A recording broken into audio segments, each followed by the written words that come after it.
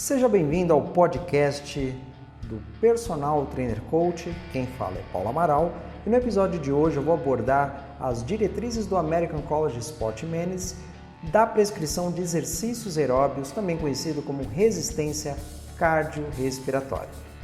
Vou abordar agora sobre a frequência. A frequência de atividade física contribui significativamente para os benefícios de saúde ou aptidão resultantes dos exercícios. Recomendam-se exercícios aeróbios de 3 a 5 dias por semana para a maioria da população adulta, com frequência variável conforme a intensidade. Melhorias na aptidão cardiorrespiratória diminuem com uma frequência de exercício menor do que 3 dias por semana e melhoram com mais de 5 dias por semana. Exercícios de intensidade vigorosa realizados acima de 5 dias por semana podem aumentar a incidência de lesões musculoesqueléticas, não sendo, portanto, recomendados a pessoas sem preparo físico. No entanto, se várias modalidades que colocam o corpo sob diferentes níveis de estresse, como por exemplo corrida e bicicleta, ou que usam diferentes grupos musculares, como por exemplo natação e corrida, são incluídas nos programas de exercícios físicos, a atividade física diária de intensidade vigorosa pode ser recomendada para alguns indivíduos. Como alternativa, pode-se usar uma combinação de 3 a 5 dias por semana de exercícios de intensidade moderada a vigorosa, o que pode ser mais adequado para a maioria das pessoas. Exercícios realizados apenas 1 ou 2 vezes por semana, com intensidade de moderada a vigorosa, podem trazer benefícios para a saúde e aptidão, especialmente em grandes quantidades. Contudo, exercícios de 1 a 2 vezes por semana não são recomendados para grande parte dos adultos, porque o risco de lesões musculoesqueléticas e de eventos cardiovasculares é maior para indivíduos que não se exercitam regularmente e para aqueles que praticam exercícios vigorosos aos quais não estão habituados. Intensidade. Há uma dose-resposta positiva quanto aos benefícios para a saúde e aptidão resultantes do aumento da intensidade do exercício.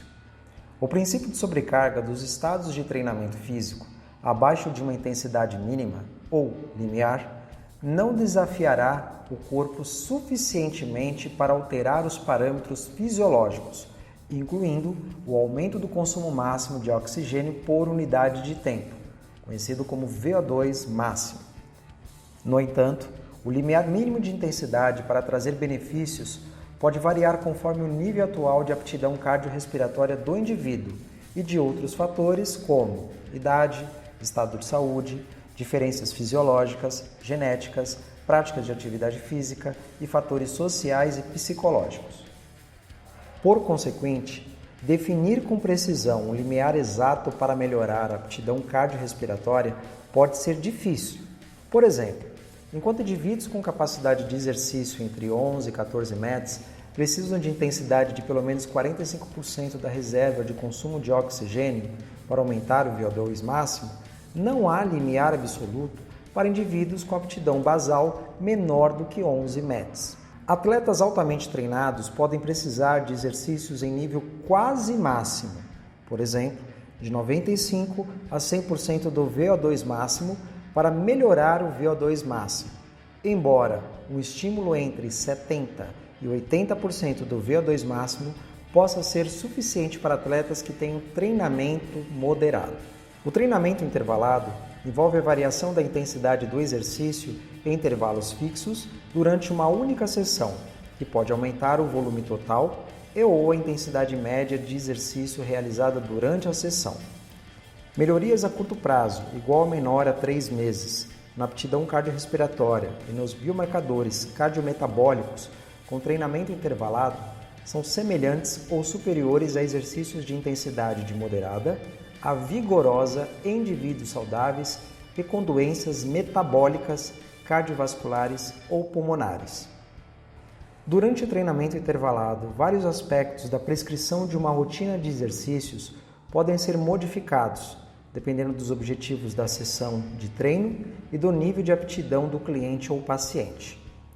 Essas modificações incluem o tipo de exercício, a frequência, a duração e a intensidade da carga de trabalho e dos intervalos de recuperação, o número de repetições dos intervalos e a duração do período de descanso entre esses intervalos. Estudos sobre o treinamento intervalado de alta intensidade, conhecido como HIIT, e o treinamento intervalado de sprint, conhecido como SIT, demonstram melhorias na aptidão cardiorrespiratória, nos biomarcadores cardiometabólicos e em outras variáveis fisiológicas relacionadas com a saúde e aptidão, quando alternam entre intervalos curtos de exercícios aeróbios de intensidade vigorosa a quase máxima, menor que 45 a 240 segundos, em intervalos semelhantes ou maiores de intensidade leve a moderada, de 60 a 360 segundos. Respostas ao HIIT foram relatadas por meio de uma ampla gama de modalidades esportivas e trabalhos com taxas de intervalos de recuperação ativa. Métodos para estimar a intensidade do exercício. Vários métodos eficientes para prescrever a intensidade do exercício, que resultam em melhorias na aptidão cardiorrespiratória, podem ser recomendados para a prescrição de rotinas de exercícios individualizadas. Uma intensidade determinada por meio de certo método nem sempre equivale à intensidade estimulada por algum outro, uma vez que nenhum estudo comparou todos os métodos de medição da intensidade do exercício de forma simultânea. Além disso, a relação entre as medidas de gasto energético real e absoluto e os métodos relativos para prescrever a intensidade do exercício pode variar consideravelmente dependendo do protocolo de teste de esforço, do tipo e da intensidade do exercício, dos medicamentos e das características do aluno ou paciente, ou seja, frequência cardíaca em repouso, nível de aptidão física, idade e composição corporal, entre outros fatores. Os métodos de frequência cardíaca de repouso, VO2 de repouso e limiar são recomendados para desenvolver uma prescrição de rotinas de exercícios, pois a intensidade do exercício pode ser subestimada ou superestimada com métodos dependentes da frequência cardíaca. Além disso, a prescrição de qualquer método pode ser influenciada pelo tipo de medição ou de estimativa utilizado. Portanto, a medição direta das respostas fisiológicas a exercícios por meio do teste de esforço cardiopulmonar progressivo é considerado o melhor método para desenvolver uma prescrição de rotinas de exercícios. Embora a fórmula 220 menos a idade, comumente usada para prescrever a frequência cardíaca máxima, tenha aplicação fácil, pode subestimar ou superestimar a frequência cardíaca máxima. Em alguns indivíduos, equações de regressão especializadas para estimar a frequência cardíaca máxima podem ser mais indicadas do que a equação 220 menos a idade. Apesar de promissoras, essas equações ainda não podem ser recomendadas para aplicação universal, ainda que possam ser empregadas com populações semelhantes àquelas das quais foram derivadas. Para maior precisão na determinação de uma intensidade do exercício, na prescrição de uma rotina de exercícios, o uso da frequência cardíaca máxima verificada diretamente é mais indicado do que uma estimada. Porém, quando este valor não for viável, a estimativa de frequência cardíaca máxima é aceitável. Medições da intensidade absoluta do exercício, sejam estimadas ou obtidas diretamente, inclui gasto calórico, consumo absoluto de oxigênio e METs. Essas medidas absolutas podem resultar em uma má classificação da intensidade do exercício, porque não consideram fatores individuais como peso corporal, sexo e nível de aptidão. Erros na prescrição e consequente má classificação são maiores em métodos de estimativa do que com medições do gasto energético absoluto, obtido diretamente e sob condições normais em vez de laboratoriais. Por exemplo, um idoso que trabalha 6 METs pode estar se exercitando a uma intensidade de vigorosa à máxima, enquanto o indivíduo mais jovem, exercitando-se na mesma intensidade absoluta, pode estar em treinamento apenas moderado. Portanto, para a prescrição de uma rotina de exercícios individual, uma medida relativa de intensidade, ou seja, o custo de energia da atividade em relação ao pico ou à capacidade máxima do indivíduo, como o percentual de VO2 máximo, a frequência cardíaca de repouso, o VO2 de repouso, ou utilizando um método de limiar, é mais apropriada especialmente para idosos, indivíduos sem preparo físico ou com doenças crônicas. A intensidade do treinamento físico geralmente é determinada por meio de intervalos. Por isso, a fórmula utilizada para estimar a frequência cardíaca máxima deve ser feita 2 vezes, ou seja, uma para o limite inferior do intervalo da intensidade desejado e outra para o limite superior desejado. O intervalo de intensidade de exercício prescrito para o indivíduo deve ser determinado considerando vários fatores, incluindo idade, nível habitual de atividade física e aptidão física, além do estado de saúde. Ao usar o VO2 ou os METs para prescrever exercícios, atividades que estejam dentro do intervalo de intensidade desejada podem ser intensificadas usando um compêndio de atividade física ou cálculos metabólicos. Existem equações metabólicas para estimar o gasto energético durante caminhadas, corridas, ciclismo e teste de degrau. Embora existam equações preliminares para outros tipos de exercícios, como o exercício elíptico, não há dado suficiente para recomendá-las de forma universal. O método direto de prescrição de rotinas de exercício que traça a relação entre a frequência cardíaca e o VO2 pode ser usado quando ambos são medidos durante um teste de exercício. O método pode ser particularmente útil em prescrição de exercícios para indivíduos que tomam medicamentos, como beta-bloqueadores, ou que sofrem de alguma doença crônica ou problema de saúde, como diabetes mellitus ou doenças cardiovasculares, que altera a resposta da frequência cardíaca ao exercício. No entanto, em algumas pessoas com doenças cardiovasculares ou incompetência cronotrópica, pode ocorrer desvio na relação linear entre a frequência cardíaca e o VO2. Portanto, o uso de um método de limiar pode ser mais indicado. Medidas de esforço percebida e valência afetiva, ou seja, o prazer ao praticar exercícios, podem ser usadas para alterar ou melhorar a intensidade prescrita dos exercícios. Essas medidas incluem a escala de Borg de percepção subjetiva de esforço, conhecida como PSE, a escala Omni, o limiar de conversação e a escala de sensação durante a realização de exercícios. O limiar de conversação é um modo consistente para medir a intensidade do exercício e uma alternativa razoável ao limiar de lactato, em uma ampla gama de indivíduos, podendo ser recomendado como método primário eficiente para a prescrição e monitoramento da intensidade do exercício. Outros métodos, ou seja, PSE, Omni e a escala de sensação, são recomendados como ferramenta adjuntas em razão da necessidade de pesquisa adicional para validá-los. Tempo e duração. O tempo e duração do exercício é prescrito como uma medida da quantidade de tempo em que se deve praticar atividade física, ou seja, tempo por sessão, por dia e por semana. Para a maioria da população adulta, recomenda-se de 30 a 60 minutos por dia, aproximadamente 150 minutos por semana, de exercícios de intensidade moderada. De 20 a 60 minutos por dia, aproximadamente 75 minutos por semana, de exercícios de intensidade vigorosa, ou uma combinação de ambas as intensidades para atingir os volumes recomendados por dia. Contudo, menos de 20 minutos por dia de exercício podem ser benéficos especialmente para indivíduos sedentários. Para controle de peso, durações mais longas, entre 60 e 90 minutos por dia, podem ser necessárias, sobretudo para indivíduos até pouco tempo considerados sedentários.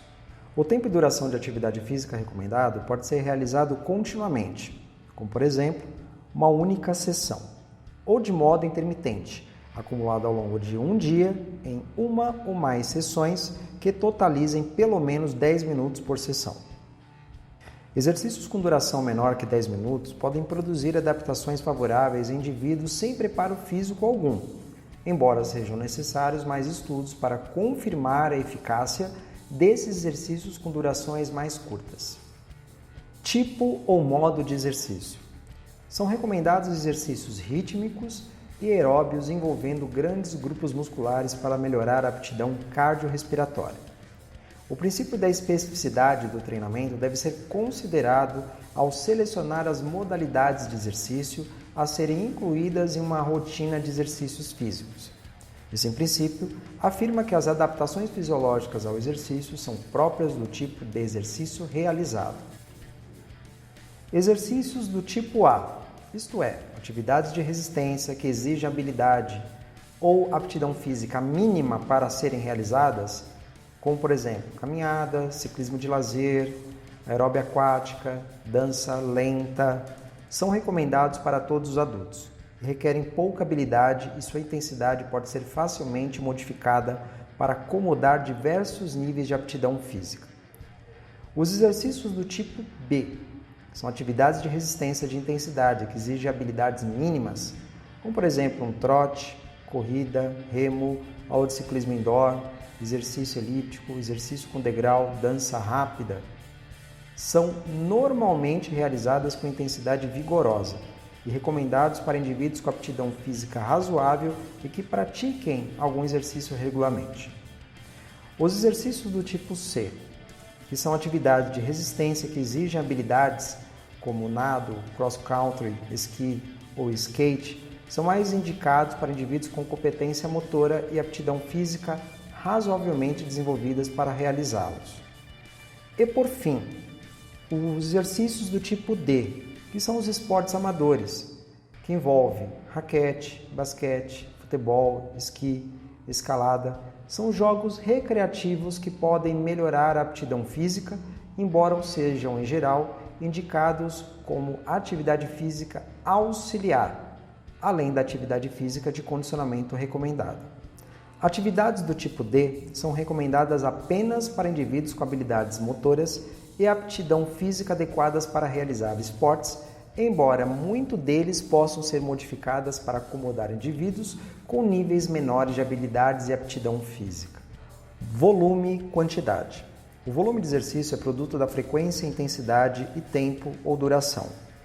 Evidências fundamentam o papel importante do volume em resultados de saúde e aptidão, especialmente em relação à composição corporal e à manutenção do peso. Assim, o volume de exercícios pode ser usado para estimar o gasto energético bruto das rotinas de exercícios de um indivíduo. As medidas de MET para estimar o consumo calórico por semana podem ser usados para prescrever o volume de exercício de forma padronizada. Essas variáveis também podem ser estimadas usando tabelas publicadas em trabalhos anteriores. Além disso, as medidas de MET e calorias podem então ser usadas para calcular quantos METs foram consumidos e calorias por semana, acumulados como parte de um programa de exercícios para avaliar se o volume proposto está dentro dos intervalos. Os resultados de estudo epidemiológicos e ensaios clínicos randomizados têm demonstrado uma associação dose-resposta entre o volume de exercícios e o resultado de saúde e aptidão, ou seja, quanto maior forem as quantidades de atividade física, melhores serão os benefícios para a saúde e aptidão.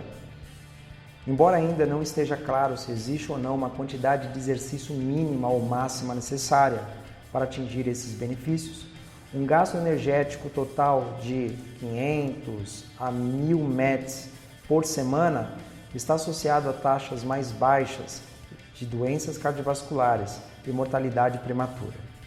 Assim, esses valores são volumes razoáveis para um programa de exercícios para a maioria dos adultos. Esse número é semelhante a 1000 calorias por semana de atividade física de intensidade moderada, ou cerca de 150 minutos por semana, uma intensidade de exercício de 3 a 5,9 METs para indivíduos que pesam cerca de 68 a 91 quilos e 10 METs por semana. Menores volumes de exercício, como por exemplo 330 calorias por semana, podem beneficiar a saúde e aptidão de alguns indivíduos, especialmente aqueles sem preparo físico. Volumes ainda menores também podem ter benefícios, mas faltam evidências para fazer recomendações definitivas. Pedômetros são ferramentas eficientes para promover a atividade física e podem ser usados para converter o volume de exercícios em passos por dia. O objetivo de 10.000 passos por dia é citado como frequência, mas uma contagem entre 5.400 e 7.900 passos por dia podem cumprir as metas de exercício recomendadas, com um valor mais alto desse intervalo, mostrando benefícios mais consistentes. Por essa razão e pela imprecisão de dispositivos de contagem de passos, recomenda-se um alvo de pelo menos 7.000 passos por dia, para a maioria das pessoas.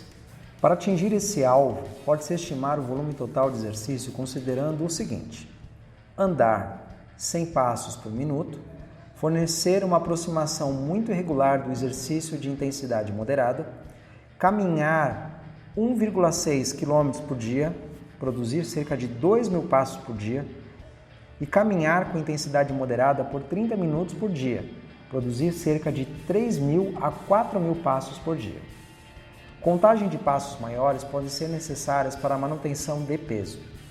Um estudo baseado em determinada população estimou que homens precisam de 11.000 a 12.000 passos por dia e mulheres de 8.000 a 12.000 passos por dia para manter um peso normal. Em razão de erros substanciais de precisão com o uso do pedômetro de contagem de passos, argumenta-se a favor do uso desse método de contagem de passos por minuto, combinado com as recomendações atuais acerca de tempo e duração de exercícios, como, por exemplo, 100 passos por minuto por 30 minutos por sessão e 150 minutos por semana. Taxa de progressão. A taxa de progressão recomendada em um programa de exercícios depende do estado de saúde do indivíduo, de sua condição física, das respostas ao treinamento e dos objetivos do programa de exercícios. A progressão pode consistir no aumento de qualquer um dos componentes do princípio, frequência, intensidade e tempo, de uma rotina de programa de exercícios, tolerado pelo indivíduo. Durante a fase inicial do programa de exercícios, recomenda-se começar lentamente para reduzir os riscos de eventos cardiovasculares, bem como para melhorar a adoção e a adesão ao exercício. Aconselha-se também iniciar os exercícios com intensidade leve a moderada em indivíduos altamente inativos, aumentando o tempo e duração do exercício, ou seja, minutos por sessão, progressivamente. Aumentar o tempo e duração do exercício de 5 a 10 minutos a cada 1 a 2 semanas, durante as primeiras 4 a 6 semanas de um programa de treinamento físico, é razoável para o adulto de meia idade. Após o indivíduo estar se exercitando regularmente por 1 mês ou mais, ajusta-se a frequência, intensidade e o tempo do exercício gradualmente ao longo dos próximos 4 a 8 meses. Ou mais para idosos ou indivíduos sem qualquer preparo físico para cumprir a quantidade recomendada e a qualidade do exercício apresentada nas diretrizes do American College of Sport Medicine. Qualquer aumento no princípio da frequência, intensidade e tempo de uma rotina de exercícios deve ser feito gradualmente, evitando grandes aumentos em qualquer um dos componentes, para minimizar os riscos de dores musculares e lesões, fadigas indevidas e risco a longo prazo de excesso de treinamento. Após qualquer ajuste na prescrição de uma rotina de exercícios, o indivíduo deve ser monitorado em relação a possíveis efeitos adversos do volume acrescido, como falta de ar excessivo, fadiga e dor muscular, e ajustes decrescentes devem ser feitos caso o exercício não seja bem tolerado. Espero que você tenha gostado desse podcast e aguardo você no próximo episódio.